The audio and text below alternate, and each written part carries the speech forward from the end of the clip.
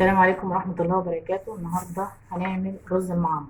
الرز المعمر ده في ناس كتير بيقولوا ما نعرفوش نعمله، ما بيطلعش مظبوط معانا.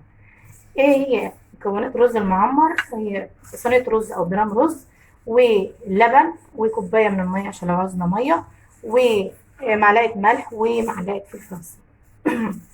طب تعالوا نشوفوا بقى الرز المعمر عشان يطلع معانا مظبوط هنعمله ايه. اول حاجة لو هتعملي في برام يبقى لازم نص البرام رز. طب وفي صينيه زي ما انا عاملاها صينيه كبيره كده يبقى نص الصينيه رز، يبقى زي ما حضراتكم شايفين كده. طيب انا هعرف منين ان هو يطلع معايا مظبوط ومش نايم؟ بنحط ايدي في الصينيه كده وبنحركها يمين وشمال.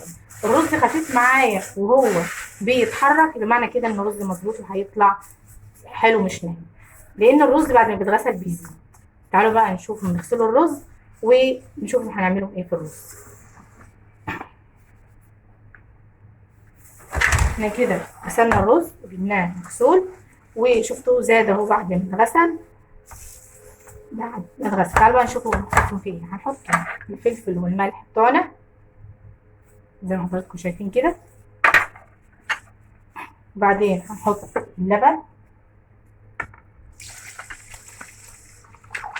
طبعا مش هنعمله كله بلبن، لازم نحط فيه حبة مية من كده. هنكوب المعلقة عشان كله ياخد اللبن كده. عايز حبة لبن كمان وبعدين هنزود شوية مية بعدين كده. كده رزنا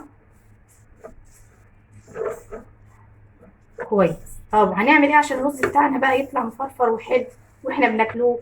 هنحط نص فنجان من الزيت الذرة. ده لازم عشان عايزه الرز مفرفر وحلو معاكي، لازم هتحطي نص فنجان من الزيت الذرة.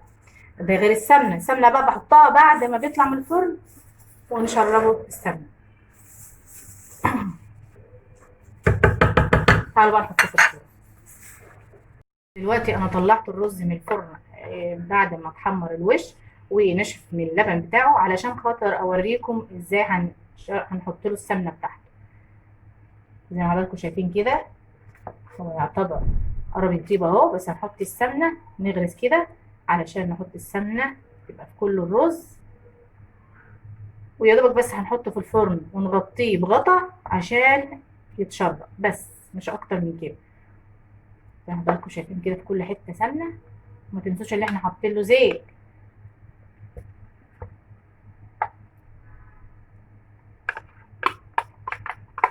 كده هيتغطى بغطا وهيدخل الفرن،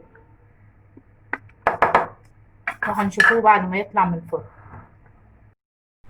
وطلعنا الرز بعد ما خلص من الفرن. ديكوا شايفين شكله. عايزين نعرفه ان هو طاب، نقوم عاملين كده بالمعلقه من تحت ومطلعينه كده. كده شكل كده الرز طاب كده بألف هنا وشفا.